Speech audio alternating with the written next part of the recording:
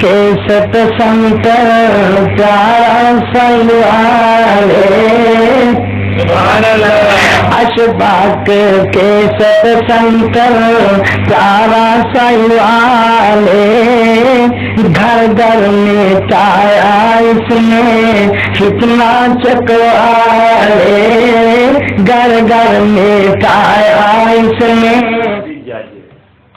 لیکن میں لڑنے والا معاملہ پیدا کیا کیونکہ سوچنا فرق ہے کنا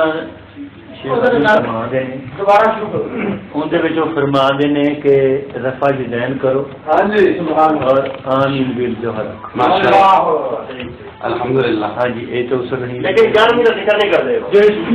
سب تو بڑی بات ہے نا، سب تو بڑی بات یہ ہے کہ جڑا وہ ثبوت مانگتے نے اللہ معاف فرماوے سوچ ہی نہیں ہے، عقل نہیں ہے، کیونکہ شیخ عبد القادر جیلانی رحمۃ اللہ علیہ 600-700 سال بعد نبی اکرم صلی اللہ علیہ وسلم بالکل جس نے اللہ دے نبی نے اس نے یاری رکھی کوئی کنسیپٹ ہے سی یا کسی علم ہے سی اج بھی نہیں ہے، اج بھی نہیں ہے۔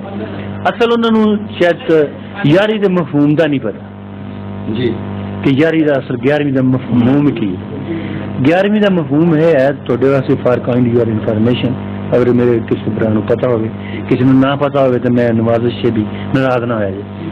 11ویں اصل ہے یہ سی کہ جڑے شیخ عبد القادر جیلانی رحمۃ اللہ سن وہ مخیر سن، بہت مخیر سمجھو نا، خیرات بہت کرتے سن تے پھر کوئی بندے آون تو وہ ہٹ جان خالی گھر نہ ہو، انہاں اپنے طور سے ایک وار مقرر کر لیا کہ میں اگے پیچھے ہوا یا نہ ہوا، میں 11ویں والے دن گھر ہو سا تاکہ کوئی فقیر میرے دروازے تو خالی نہ جائے۔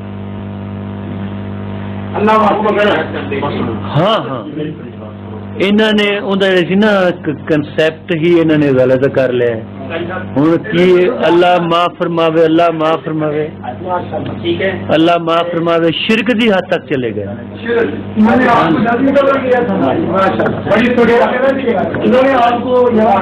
ہاں مجھے انہوں نے جج مقرر کیا تھا لیکن میں سمجھتا ہوں کہ اس میں جو ہے نا یہ ایک لڑائی کا بیس ہے۔ ویسے تو انفیکٹ اللہ تعالیٰ معاف فرماوے کمی بیشی یہ اچھی بات ہے، دین کے بارے میں علم ہونا چاہیے، لیکن دوسرے لفظوں میں ہوتا کیا ہے کہ جتنی لڑائیاں ہوتی ہیں، میں پنچایت کی ایک بات کرتا ہوں، جتنی لڑائیاں ہوتی ہیں وہ دور بدور سے ہوتی ہیں۔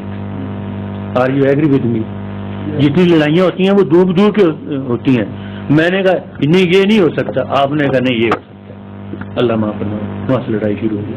انہوں نے مجھے کہا تھا تو میں نے کہا تھا کہ ٹھیک میں آؤں گا، لیکن کیونکہ یہ میرا بیٹا ہے تو میں صرف آیا اس وجہ سے نہیں کہ یار یہ لڑائی کا بیس ہے، اللہ تعالیٰ معاف فرمائے کہیں ہماری وجہ سے نہیں آپ نہیں لڑنے والے، آپ کے پاس ماشاءاللہ بڑے ثبوت پروف پڑے ہیں، آپ نہیں لڑنے والے میں سمجھتا ہوں، لیکن اگر کوئی لڑنے والا ہو تو آپ کے پاس کوئی پیمانہ نہیں ہے روکنے کا، بہت اچھی بات، آپ کے پاس کوئی ایسی میجرمنٹ نہیں ہے کہ آپ اسے جو ہے نا اسے آپ روک لیں۔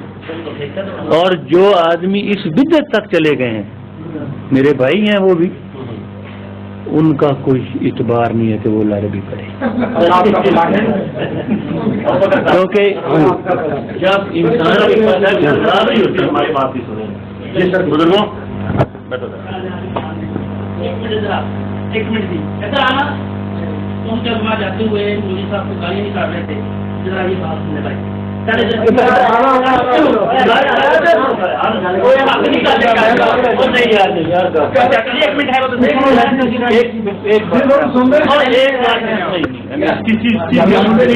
آپ کو ایک بات بتاتا ہوں،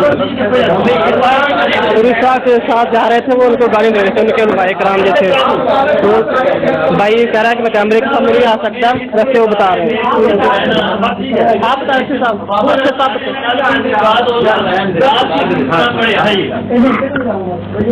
بات یہ بھی بائرشا صاحب کس تاریخ کو مناظرہ طے ہوا تھا؟ بائرشا صاحب یہ کس تاریخ کو مناظرہ طے ہوا تھا اور آج کون سی تاریخ ہے؟ آج 21 تاریخ ہے، 20 تاریخ ہے۔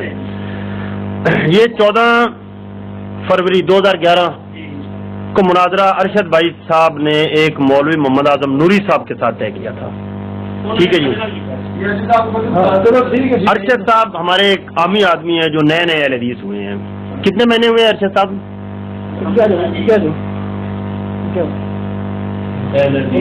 ارشد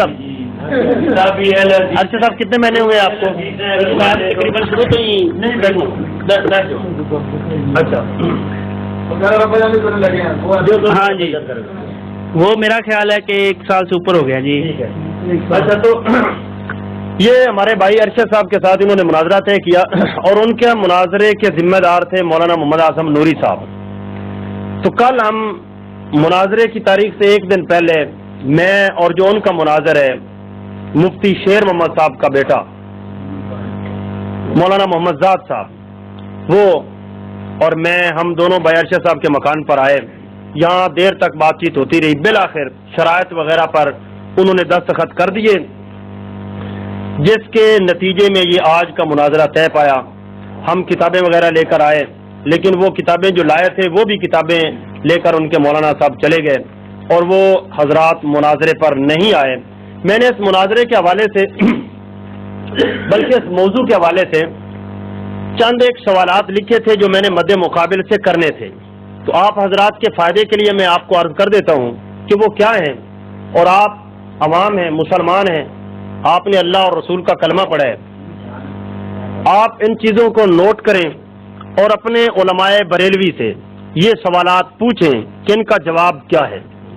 میں نے سب سے پہلا سوال یہ کیا تھا, کرنا تھا اپنے مد مقابل سے کہ شیخ عبد القادر جیلانی غوث الاعظم یعنی سب سے بڑے فریاد رس ہیں, تم ان کو غوث الاعظم سب سے بڑے فریاد رس کہتے ہو تو اس کی تمہارے پاس دلیل کیا ہے؟ نمبر 2, غوث الاعظم کا معنی ہے سب سے بڑے فریاد رس, تو یہ کس سے بڑے فریاد رس ہیں؟ یعنی معاذ اللہ اللہ تعالیٰ سے بھی بڑے ہیں یا مخلوق میں سب سے بڑے فریاد رس ہیں؟ نمبر 3, جناب محمد الرسول اللہ صلی اللہ علیہ وسلم سے بھی بڑے ہیں فریاد رس, جیسا کہ آپ کے اعلیٰ حضرت مولانا شاہ احمد رضا خان صاحب فاضل بریلوی نے اپنے ملفوظات میں یہ لکھا ہے کہ رسول اللہ صلی اللہ علیہ وسلم کو شب معراج شیخ عبد القادر جیلانی اپنے کندھوں پر اٹھا کر عرش پر لے گئے. یہ حوالہ نکالیے ان کا, شیخ عبد القادر مولوی احمد رضا خان صاحب کی ملفوظات کا یہ حوالہ میں دکھا دوں, میرا خیال ہے ملفوظات اللہ حضرت یار ملفوظات نہیں اگلی بات حوالہ دکھانا چاہتا ہوں. یہی ہے ملفوظات ایک منٹ, یہ ادھر فتاوی افریقہ ہے, فتاوی افریقہ مولانا احمد رضا خان صاحب نے فتاوی افریقہ میں یہ عبارت لکھی ہے. یہ فتاوی افریقہ ہے جی,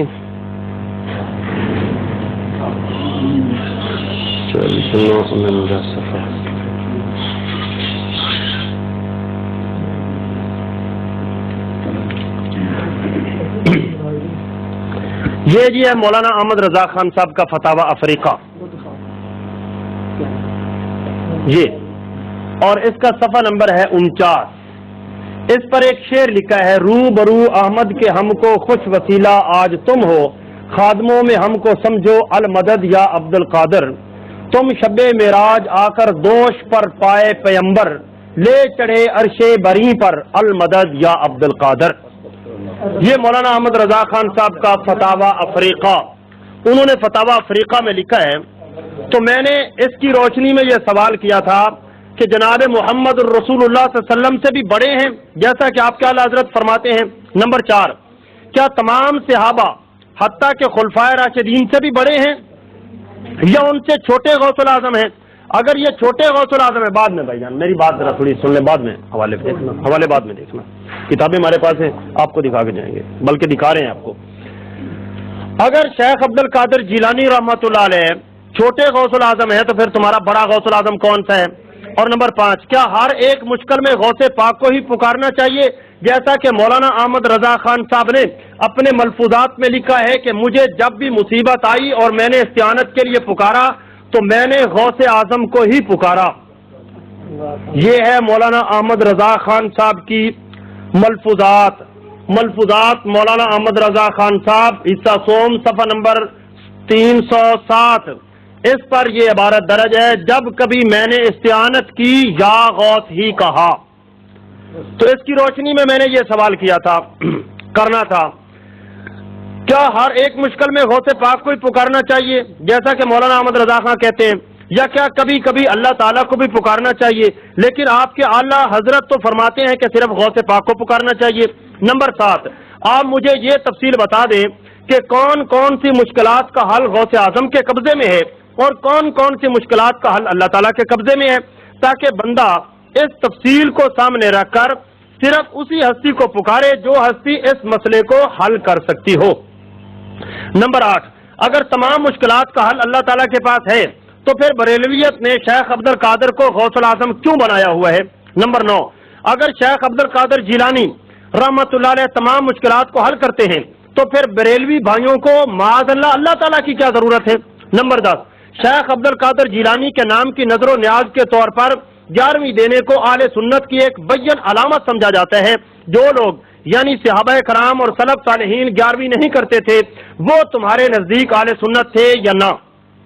نمبر 11, شیخ عبد القادر جیلانی 11ویں نہیں کرتے تھے اور رفع الیدین کرتے تھے, اونچی آمین کہتے تھے, امام کے پیچھے فاتحہ پڑھتے تھے, کیا وہ تمہارے نزدیک اہل سنت تھے یا اہل سنت سے خارج تھے؟ نمبر 12, رسول اللہ صلی اللہ علیہ وسلم نے 11ویں دینے کا ارشاد فرمایا ہے تو کسی صحیح حدیث ہے یا کوئی حدیث تمہارے پاس کسی سند سے بھی ہے تو پیش کرو. نمبر 13, خلفائے راشدین کی خلافت میں 11ویں کا اگر کوئی وجود آپ کو ملتا ہے تو اس کی دلیل پیش کرو. نمبر 14, شیخ عبد القادر جیلانی رحمۃ اللہ علیہ کے نزدیک اہل سنت کی تعریف صرف اس شخص پر صادق آتی ہے جو 11ویں نہیں کرتا. غنیت الطالبین ان کی میرے پاس موجود ہے, یہ حوالہ یہاں موجود ہے. خود شیخ عبد القادر جیلانی رحمہ اللہ کے نزدیک اہل سنت کی تعریف صرف اس شخص پر صادق آتی ہے جو 11ویں نہیں کرتا. نمبر 15, اور جو 11ویں کرتا ہے وہ خود شیخ عبد القادر جیلانی رحمہ اللہ کی تصریح کے مطابق سنی نہیں بلکہ بدعتی ہے. نمبر 16, 11ویں دینے والے کہتے ہیں کہ اگر پیر صاحب کے نام کی نظر و نیاز 11ویں نہ دی تو جانی مالی ناقابل برداشت نقصان اٹھانا پڑے گا. دودھ دینے والے جانوروں کے تھنوں میں کیڑے پڑ جائیں گے جیسا کہ بیڑا ڈبونے کا واقعہ مشہور ہے اور بریلویوں نے اس کو مشہور کر رکھا ہے. نمبر 17, آپ اپنی 11ویں اپنے امام ابو حنیفہ رحمۃ اللہ علیہ سے ثابت کریں.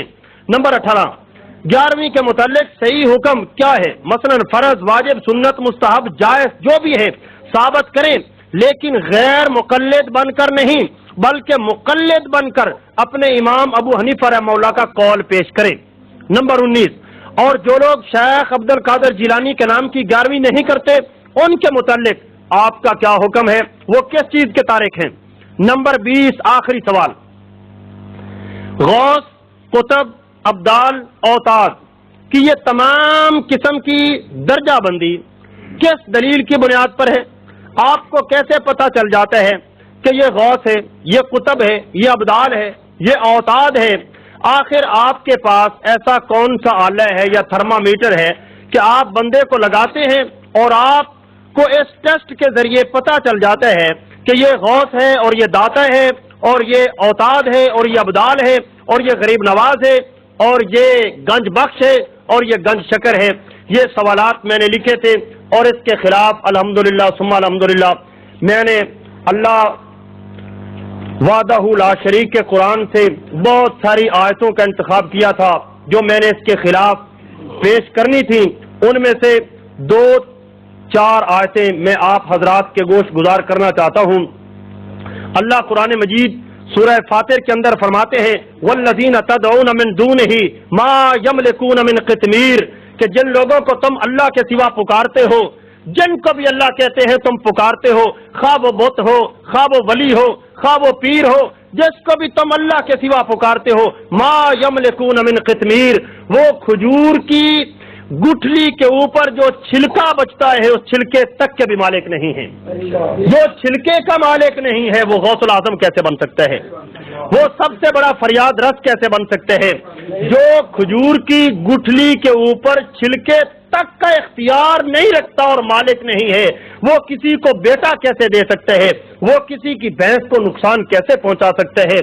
تو یہ اور ایک اور جگہ اللہ قرآن مجید کے اندر فرماتے ہیں سورہ فاطر آیت نمبر 22 وما يستوي الاحياء ولا الاموات ان اللہ یسمع من یشاء وما انت بمسمع من فی القبور، فرمایا زندہ اور مردہ برابر نہیں ہیں، ان اللہ یسمع من یشاء، اللہ جسے چاہتا ہے سنا دیتا ہے، وما انت بمسمع من فی القبور، اور اے میرے پیغمبر جو قبروں میں پڑے ہیں آپ بھی انہیں نہیں سنا سکتے۔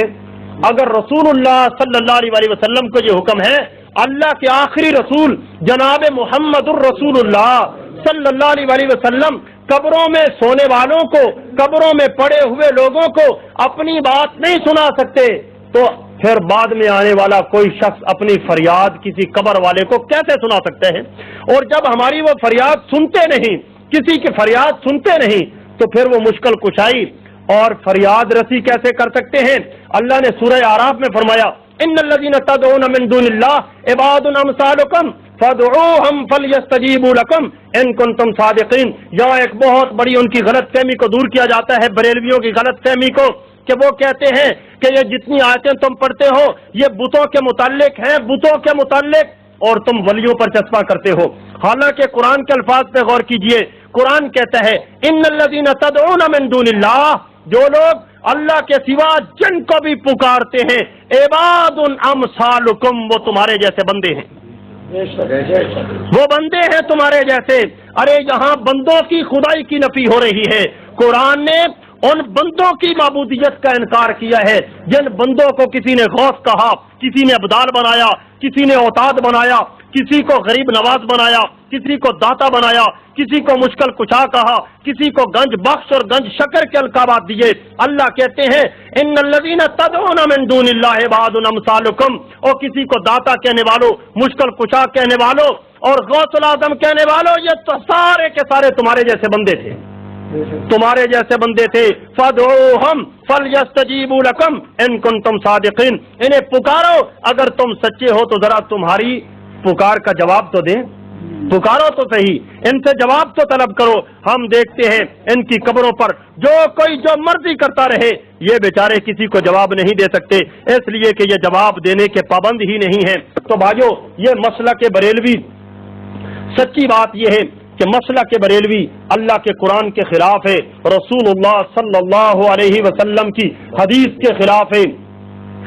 مسلک بریلوی، آخری چند باتیں کر کے بات کو ختم کرتا ہوں، مسلک بریلوی ٹکراتا ہے اللہ کے قرآن کے ساتھ، ٹکراتا ہے رسول اللہ صلی اللہ علیہ وسلم کی حدیث کے ساتھ۔ اللہ کے قرآن کا تضاد ہے، اس میں اللہ کے رسول صلی اللہ علیہ وسلم کی حدیث کے ساتھ اس کا تضاد ہے، اللہ کے قرآن کے ساتھ بھی ٹکراؤ رکھتے ہیں۔ آئیے چند ایک حوالے آپ حضرات کے سامنے گوش گزار کرتا ہوں۔ مولانا احمد رضا خان صاحب کی ملفوظات، اس کے صفحہ نمبر 31 پر مولوی احمد رضا خان صاحب لکھتے ہیں کہ غوث پاک کی آنکھ ہر وقت لوہے محفوظ میں لگی رہتی ہے۔ ملفوظات مولوی احمد رضا خان صاحب، اور اسی ملفوظات کے صفحہ نمبر 115 پر لکھتے ہیں بغیر غوث کے زمین و آسمان قائم نہیں رہ سکتے، اور اسی ملفوظات کے صفحہ نمبر 307 پر لکھتے ہیں میں نے جب بھی کبھی مدد کے لیے استعانت کی تو یا غوث ہی کہا ہے۔ ایسے شخص کو تو اصالت صاحب کی ضرورت ہی نہیں۔ اور اسی طرح ان کی ایک کتاب ہے فوائد فریدیہ، ادھر میرے پاس موجود ہے فوائد فریدیہ، اس میں ان کا ایک پیر کہتا ہے کہ میرا جھنڈا قیامت کے دن محمد الرسول اللہ کے جھنڈے سے بڑا ہوگا۔ یہ بریلوی مولوی ہیں۔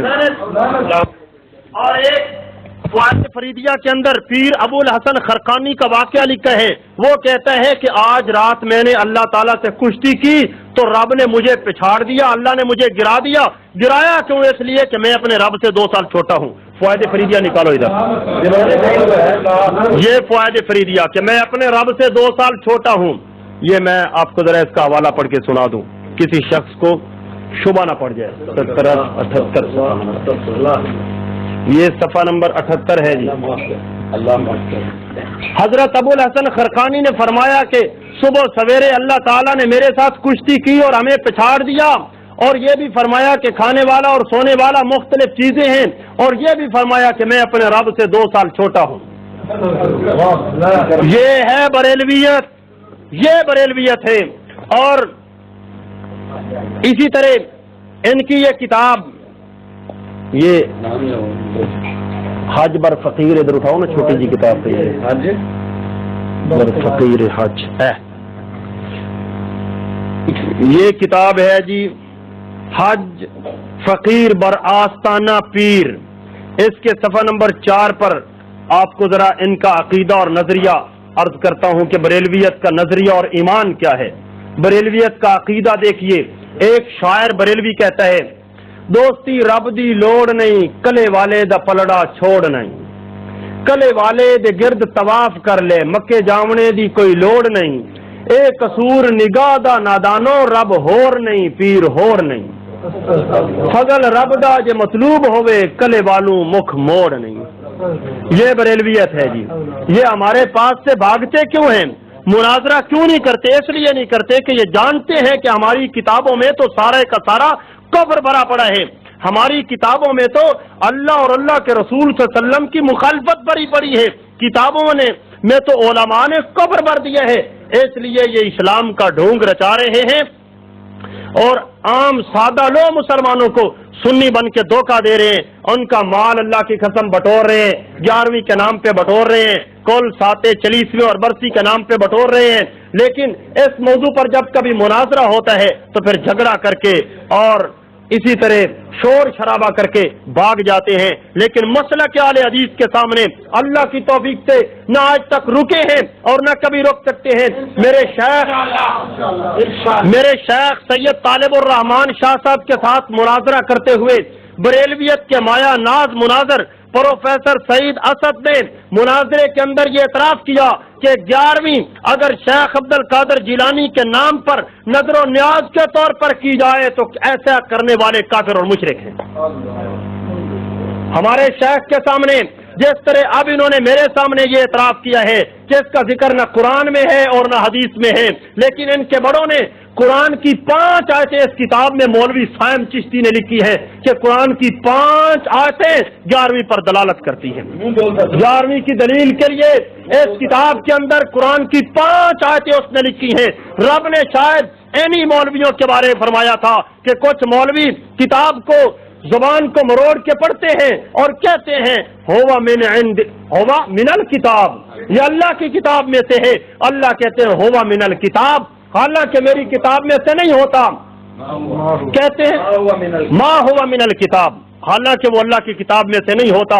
وَيَقُولُونَ هُوَ مِنْ عِنْدِ اللَّهِ, کہتے ہیں یہ اللہ کی طرف سے ہے. وَمَا هُوَ مِنْ عِنْدِ اللَّهِ, حالانکہ وہ اللہ کی طرف سے نہیں ہوتا. وَيَقُولُونَ عَلَى اللَّهِ الْكَاذِبَ وَهُمْ يَعْلَمُونَ, یہ مولوی جان بوجھ کر اللہ پر جھوٹ بولتے ہیں. قرآن نے اس کا ذکر کیا ہے. تو بھائیو آئیے تحقیق کیجئے, اللہ کے قرآن کو پڑھیے, رسول اللہ کے فرمان کو پڑھیے.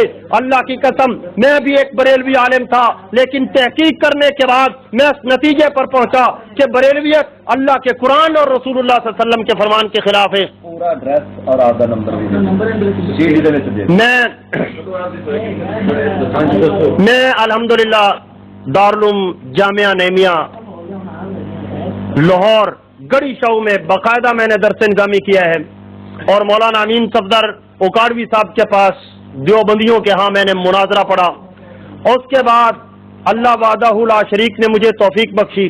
آج سے تقریباً 4 سال پہلے میں نے اللہ کے قرآن اور رسول اللہ صلی اللہ علیہ وسلم کی حدیث کو پڑھنے کے سبب تحقیق کی بنیاد پر اللہ کی توفیق سے مسلک اہل حدیث اختیار کیا اور اس دن سے الحمدللہ ثم الحمدللہ کتاب و سنت کی چاکری اور نوکری کر رہا ہوں. پورے پنجاب میں اللہ کی توفیق سے میرے مناظرے ہو رہے ہیں, لیکن پوری بریلویت الحمدللہ ثم الحمدللہ کبھی میرے سامنے رکتی نہیں ہے, کبھی نہیں رکتی ہے. اس لیے بلکہ بریلویت اور دیوبندیت عموماً میرے سامنے آتی ہی نہیں, اور جو نہیں جانتے جب وہ آ جاتے ہیں تو انشاءاللہ رائے فرار اختیار کرتے ہیں. آپ تمام بھائیوں سے مسلمانوں سے یہ درخواست ہے, اللہ کے قرآن کو اسٹڈی کیجئے, اللہ کے قرآن پر تحقیق کیجئے. آپ کو یہ پتہ چل جائے گا کہ رب کا سارا قرآن مسلک بریلوی کے خلاف ہے. وآخر دعوانا ان الحمدللہ.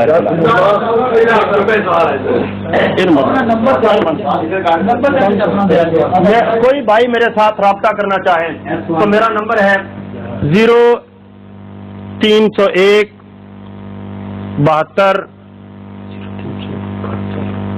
59 242 اور دوسرا نمبر ہے 0346 48 93 831. یہ دو میرے نمبر ہیں. ان میں سے جس نمبر پر کوئی بھائی رابطہ کرنا چاہے وہ میرے ساتھ رابطہ کر سکتا ہے. میں ضلع پاک پتن کا ہی رہائشی ہوں اور یہاں میرا سارا خاندان ہے. ہم یہیں کے رہائشی ہیں اور مسلک اہل حدیث اختیار کرنے کے بعد بھی الحمدللہ یہیں میں کام کر رہا ہوں. میں نے نہ ہجرت کی ہے اور نہ میں یہاں سے چھوڑ کر کہیں گیا ہوں. اس لیے بھی کرنا تو نہایت آسان کام ہے اگر کوئی شخص کرنا چاہے. الحمدللہ میرے خاندان سے 10-15 افراد اہل حدیث ہو چکے ہیں اور میری تبلیغ پر الحمدللہ سینکڑوں لوگ اہل حدیث ہو چکے ہیں. الحمدللہ ثم الحمدللہ. تبلیغ کے اوپر کتنی تحقیق کر رہے ہیں؟ الحمدللہ میں بریلویت کو اسٹڈی کرنے کے بعد بریلویت کو خیر بات کہا ہے اور اب بریلویت کا علم اللہ کی توفیق سے پورا میرے پاس ہے. یہ سمجھے آپ کہ میں نے الحمدللہ ثم الحمدللہ بریلویت میں PhD کیا ہے. اسی سوال کرنا خبروں کو گزر رہے ہیں جی. السلام علیکم یا القبور کتنی ثابت ہے یعنی کہ کیوں کہنے ہیں السلام علیکم یا آل القبور. یہ اس طرح کے اور جو الفاظ ہیں یہ دعائیہ کلمات ہیں. رسول اللہ صلی اللہ علیہ وسلم نے ان کی تعلیم دی ہے کہ جب قبرستان سے گزرو تو یہ الفاظ پڑھا کرو. ہم یہ الفاظ رسول اللہ صلی اللہ علیہ وسلم کی تعلیم کے مطابق پڑھتے ہیں اور پڑھنے کے پابند ہیں اور ہمیں پڑھنے بھی چاہیے. اور اس کا معنی یہ ہے یہ سلامتی کی دعا ہے. دراصل اس کا مطلب جو بریلوی بھائی خود گھڑ لیتے ہیں کہ اس کا مطلب یہ ہے کہ ہم سلام کہہ رہے ہیں اور وہ سلام سن رہے ہیں اور ہمارے سلام کا جواب دے رہے ہیں. یہ بات غلط ہے. یہ بات دلائل کے خلاف ہے. اس لیے یہ بات مردود ہے. سلام کہنا یہ دعائیہ کلمات ہیں. سلام کہنے کا مطلب یہ قطعی نہیں ہوتا کہ اگلا سنے اور سن کر جواب دے. مثال کے طور پہ آپ ہر نماز کے اندر پڑھتے ہیں السلام علینا وعلی عباد اللہ الصالحین. یہ الفاظ پڑھتے ہیں. کیا معنی یہ ہے کہ اللہ کے نیک بندوں پر سلام ہو. اب اللہ کے نیک بندے آپ نماز میں ایک اللہ کا نیک بندہ آپ کے دائیں کھڑا ہے, دوسرا بائیں کھڑا ہے, کچھ پیچھے کھڑے ہیں, امام صاحب آگے کھڑے ہیں, دوسری مسجد میں لوگ ہیں. آپ کا سلام ان میں سے کون سنتا ہے اور کون آپ کو جواب دیتا ہے؟ آپ کے امام صاحب آپ کا سلام سن رہے ہوتے ہیں؟ نہیں سنتے. تو سلام کا سننا ضروری نہیں ہے. رسول اللہ صلی اللہ علیہ وسلم نے ہمیں تعلیم دی ہے کہ سلام کہا کرو. ہم یہ دعائیہ کلمات کہیں گے, سلام کہیں گے, لیکن مردے نہ سنتے ہیں نہ جواب دیتے ہیں. ٹھیک ہے. حضور نبی کریم صلی اللہ علیہ وسلم دنیا سے ٹھیک ہے. اللہ تعالیٰ فرماتا ہے اللہ اور اس کے فرشتے آپ نبی کریم صلی اللہ علیہ وسلم درود و سلام دیتے. اس لیے ہمارا والا تم نبی کریم صلی اللہ علیہ وسلم کا درود و سلام دیتے. جی وہ بیٹے کا یہ پیدا ہے. سرکار تو پتہ ہونا ہے دنیا اللہ اور اس کے فرشتے نبی کریم صلی اللہ علیہ وسلم کا درود و سلام دیتے ہیں. بندے کا زندگی یا موت کا درود کے ساتھ تو کوئی تعلق نہیں ہے. یہ تو ہم کہتے ہیں اللہم صلی علی محمد وعلی آل محمد. اللہ ہمارے پیغمبر صلی اللہ علیہ وسلم پر درود بھیج. اور اللہ کہتے ہیں میں درود بھیجتا ہوں. اللہ کے درود بھیجنے کا مطلب تو ہے کہ اللہ وحدہ لا شریک رسول اللہ صلی اللہ علیہ وسلم کے درجات بلند فرماتے ہیں. رسول اللہ صلی اللہ علیہ وسلم پر اپنی مہربانی, شفقت, رحمت زیادہ کرتے ہیں. اللہ کے درود بھیجنے کا یہ مطلب ہے. اور ہمارے درود بھیجنے کا مطلب یہ ہے کہ چونکہ درود بھیجنے کا مطلب ہے رسول اللہ صلی اللہ علیہ وسلم کے درجات کی بلندی, تو ہم تو رسول اللہ صلی اللہ علیہ وسلم کے درجات کو معذرہ بلند نہیں کر سکتے. ہم اللہ کی بارگاہ میں یہ ریکویسٹ کرتے ہیں, درخواست کرتے ہیں, عرض کرتے ہیں کہ باری تعالیٰ ہمارے پیارے نبی اور آقا جناب محمد رسول اللہ صلی اللہ علیہ وسلم کے درجات کو بلند فرما. یہ درود کا معنی.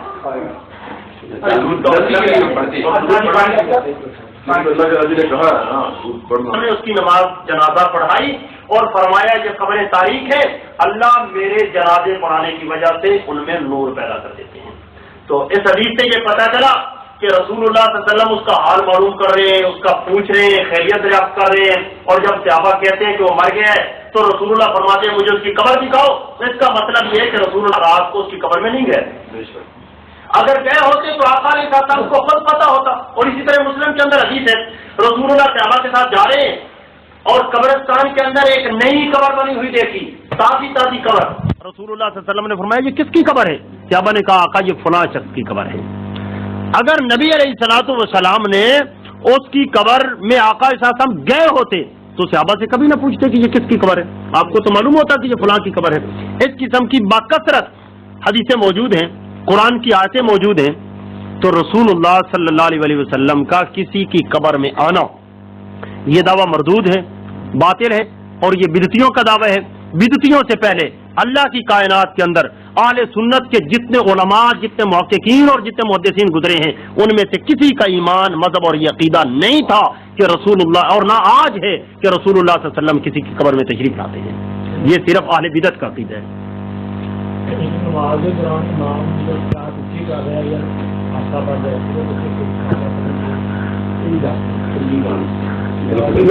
نماز پڑھتے ہیں تو سورہ فاتحہ پڑھنی چاہیے یا نہیں پڑھنی چاہیے؟ اب دیکھیے جی، اگر دو مولویوں کا اختلاف ہو تو جو بڑا مولوی ہو اس کی بات مان لیں گے، چھوٹے مولوی کی بات کو چھوڑ دیں گے۔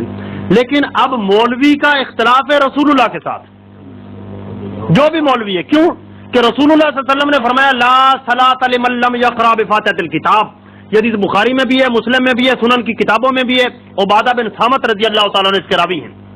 اللہ کے پیغمبر فرماتے ہیں اس کی نماز ہوتی ہی نہیں ہے جو سورہ فاتحہ نہیں پڑھتا، جو سورہ فاتحہ نہیں پڑھتا اس کی نماز نہیں ہوتی۔ اب یہ ڈکوسلے بنا لیے لوگوں نے، ڈکوسلے دین کے اندر چور دروازے نکالے یہ کہہ کر کہ جی مقتدی کو فاتحہ پڑھنی چاہیے یا نہیں پڑھنی چاہیے۔ میں پوچھتا ہوں مقتدی کو رکوع کرنا چاہیے یا نہیں کرنا چاہیے؟ مقتدی کو قیام کرنا چاہیے یا نہیں کرنا چاہیے؟ مقتدی جو امام کے پیچھے اس کو سجدہ کرنا چاہیے یا نہیں کرنا چاہیے؟ یہ کوئی سوال ہے؟ یہ کوئی سوال ہے؟ یہ سوال مسلمانوں کا سوال نہیں ہے کہ جی مقتدی کو، جب رسول اللہ صلی اللہ علیہ وسلم نے فرمایا رکوع کے بغیر نماز نہیں ہوتی تو ہر ایک رکوع کرتا ہے۔ کبھی کسی نے نہیں پوچھا کہ مقتدی کو رکوع کرنا چاہیے یا نہیں کرنا چاہیے، اگر مقتدی رکوع نہ کرے تو چلو اس کی نماز ہو جائے گی، کبھی کسی نے یہ موقف اختیار نہیں کیا۔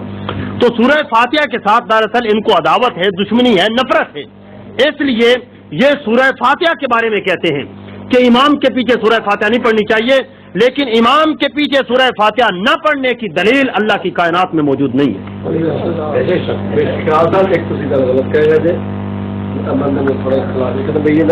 اختلاف ہے سورۃ فاتحہ، میرا بندہ اکلا نماز پڑھتا پڑھتا تو پھر مطلب یہ ہے کوئی اور بھی فاتحہ نہیں پڑھتا۔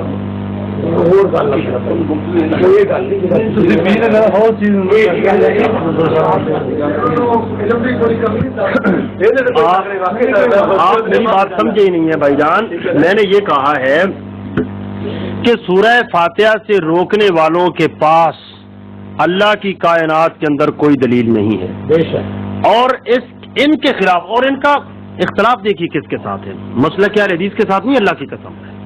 ان مولویوں کے اختلاف مسلک اہل حدیث کے علماء کے ساتھ نہیں ہے، ان مولویوں کے اختلاف جناب محمد الرسول اللہ صلی اللہ علیہ وسلم کے ساتھ ہے۔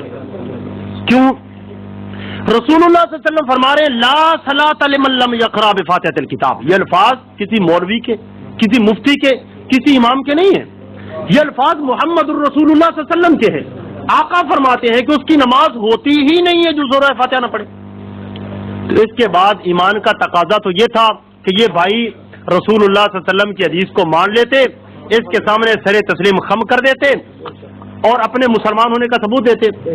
یہ آج سے تقریباً ایک ہفتہ پہلے کی بات ہے جی، محمود پور میں بات چیت ہو رہی تھی، وہاں ایک مناظر آیا ہوا تھا ان کا ملتان سے، ان کے ساتھ میری بات چیت ہو رہی تھی، تو تقلید کے موضوع پر جب میں نے ان سے سوال کیا کہ مولانا صاحب صحابہ کرام علیہم الرضوان تمام کے تمام جنتی ہیں تقلید کے بغیر، حنفی بنے بغیر، تو آپ بتائیں کہ آپ کو قرآن مجید کی کس آیت نے مجبور کیا ہے اور رسول اللہ صلی اللہ علیہ وسلم کی کس حدیث نے آپ کو مجبور کیا ہے کہ آپ تقلید کریں اور مقلد بنیں؟ اللہ کی قسم یہاں کچھ لوگ موجود ہوں گے ان میں سے جو میرے ساتھ وہاں موجود تھے، یہ محمود پر آپ کے ساتھ کھڑا ہے، مولوی صاحب کہنے لگے کہ ہم اس کی دلیل صرف یہ دیتے ہیں کہ قیامت کے دن اللہ امام ابو حنیفہ سے پوچھے گا، جو جواب امام ابو حنیفہ دیں گے وہی جواب ہمارا ہوگا۔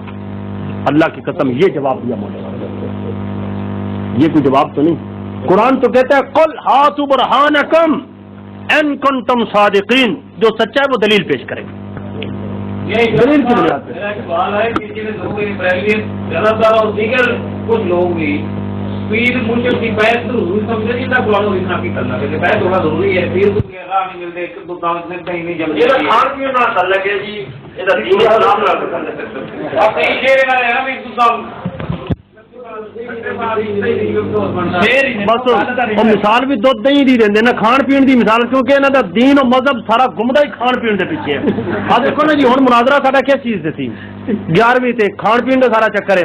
پیچھے جمن شیخ مناظرہ کس چیز سے تھی کل ساتا چلیسوں برسی کھان پین انہوں دا سارا مذہب جڑا کھانا ہے نا جی وہ چوفیرے گمدا ہے وہ چار چوفیرے گمدا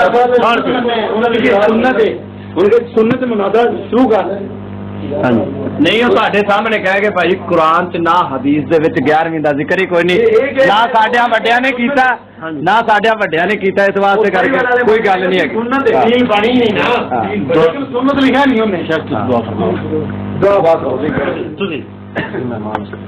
بسم اللہ الرحمن الرحیم اللهم صل على محمد وعلى ال محمد كما صليت على ابراهيم وعلى ال ابراهيم انك حميد مجيد اللهم بارك على محمد وعلى ال محمد كما باركت على ابراهيم وعلى ال ابراهيم انك حميد مجيد رب اجعلني مقيم الصلاة ومن ذريتي ربنا وتقبل دعاء ربنا اغفر لي ولوالدي وللمؤمنين يوم يقوم رب ارحمهما كما ربياني صغيرا ربنا آتنا في الدنيا حسنة وفي الآخرة حسنة وقنا عذاب النار ربنا اغفر لنا ولإخواننا الذين سبقونا بالإيمان ولا تجعل في قلوبنا غلا للذين آمنوا ربنا إنك رؤوف رحيم.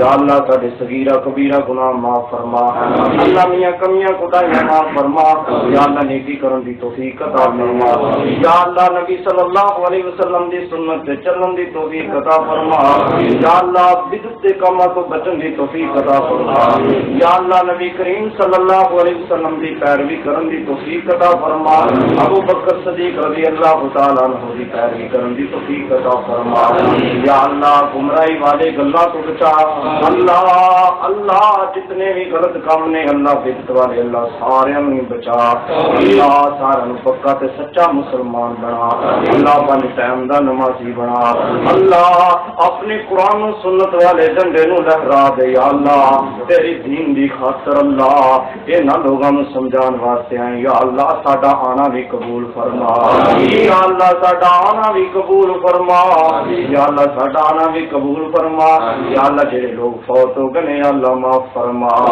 یا اللہ جننے بھی ساتھی بیٹھے نے اللہ توحید و سنت دی سمجھ عطا فرما یا اللہ جڑا بھی آیا یا اللہ انہوں رنگ دے اللہ انہوں رنگ دے اللہ اس رنگ وچ رنگیا جاوے یا اللہ توحید تے چلن دی توفیق عطا فرما ربنا تقبل منا انك انت السميع العليم وتب علينا انك انت التواب الرحيم وصلى الله تعالى على خير خلقه محمد وعلى اله وصحبه اجمعين برحمتك يا ارحم تمام لو انہیں 4 بندے ٹھیک ہے نا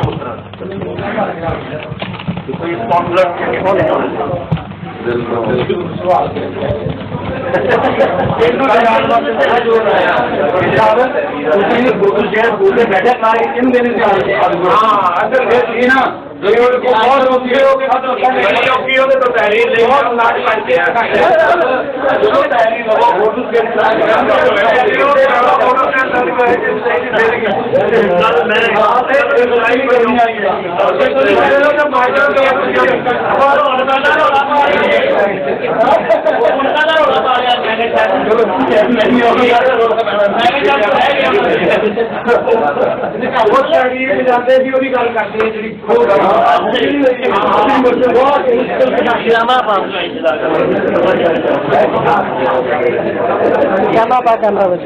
السلام علیکم.